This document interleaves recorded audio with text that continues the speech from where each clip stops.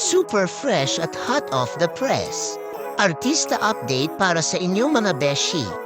Napaka-exciting ng balitang ito tungkol sa ginagawang bahay ni Alex sa Alabang.